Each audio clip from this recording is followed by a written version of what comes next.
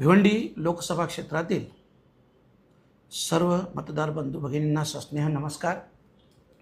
बरोबर 1 वर्षापूर्वी 20 मे रोजी लोकसभा निवडणूक झाली। त्यानंतर 4 जून रोजी लोकसभेचा निकाल लागला। खरं म्हटलं तर आदरणीय शरदचंद्रजी पवार साहेब यांच्या आशीर्वादाने, आमच्या सुप्रियाताई, जयंत पाटील साहेब, जितेंद्र आव्हाड साहेब यांच्या सहकार्याने मला महाविकास आघाडीचं तिकीट दिलं गेलं।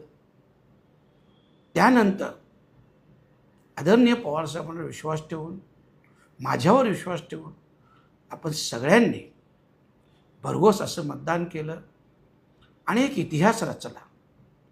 आणि हा इतिहास रचताना, कारण संपूर्ण महाराष्ट्राचं लक्ष या लोकसभा क्षेत्रावर होतं आणि हा इतिहास रचताना आपण संपूर्ण महाराष्ट्राला नव्हे देशाला दाखवून दिलं की सत्ता, पैसा, दादागिरी या सगळ्यांना झुगारून आपण सगळ्यांनी निर्भीडपणे मतदान केलं आणि त्या मतदानावर माझी निवड झाली।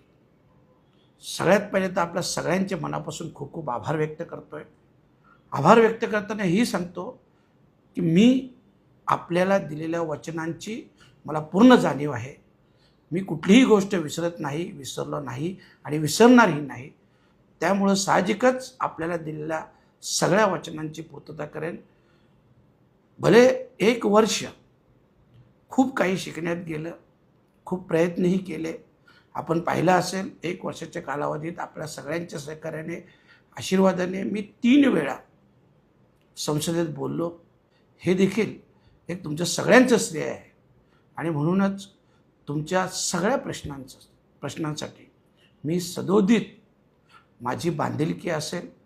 तुम्हाला दिलेल्या वचनांची मला पूर्ण जाणीव आहे आणि मी त्या दिशेनेच वाटचाल करून सर्वसामान्यांना अपेक्षित असं काम करेन, एवढं मी आजच्या दिवशी सांगतो आणि पुन्हा एकदा आपल्या सगळ्यांचे मनापासून आभार व्यक्त करतोय।